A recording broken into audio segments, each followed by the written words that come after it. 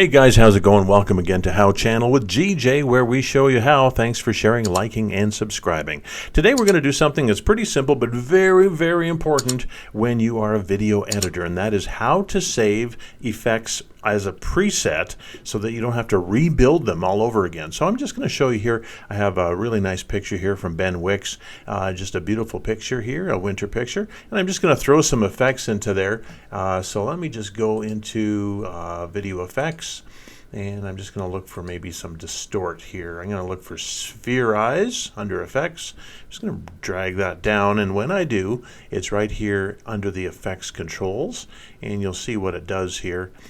Just click on the radius here, and you see how you can get that weird bubble sphere there. So I'm just going to bring it almost as big as the screen, and then I'm going to go down to where it says center of the sphere, and I'm just going to roll it back, so that'll be kind of like my starting point. So I'm just building an effect here. I'm going to have it start about here, so I'm just going to click on those stopwatches to lock it in, and then I'm just going to go to the end. And what do I want it to look like at the end? I want it to roll across the screen like that. And so I'm taking some time here to make an effect, right? And so if I bring it back and I press play, then there's my effect. It's a sphere, it's kind of distorted, and it's just rolling across the screen. Now let's say that I want to do the same thing to this next picture over here by Wolfgang Hasselmann. Beautiful picture. Man, that looks just gorgeous, doesn't it? I want to do the same effect, but I want it to look exactly the same. But how do you build that all over again from scratch and make it look the same? Well, basically, you go back here to your first clip here where you have that effect, and you create a preset. How do you do that? Well, first of all, you make sure you're clicked onto that timeline, onto that effect, and you make sure you're on effects control here.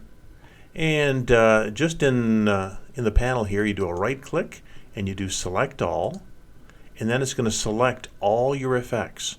You click again, right click. You click again, a right click here, and then you say save preset. And then this comes up here, and you're going to create a preset. And it'll say something in here like sphere eyes preset or what have you, but I can call it whatever I want. So I'm just going to call it distort photo. Maybe I can learn to spell here eventually. Distort photo, and that's going to be what I call my preset, and I just hit OK.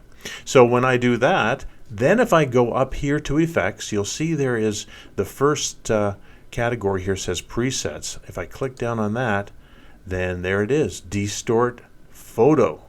So I'm just going to bring that over here. And here is this beautiful picture, but if I drag this distort photo, drag it down to here, and all I have to do is go into my effects and just make sure it's as big as the screen, just scale it a little bit better, and then I press play.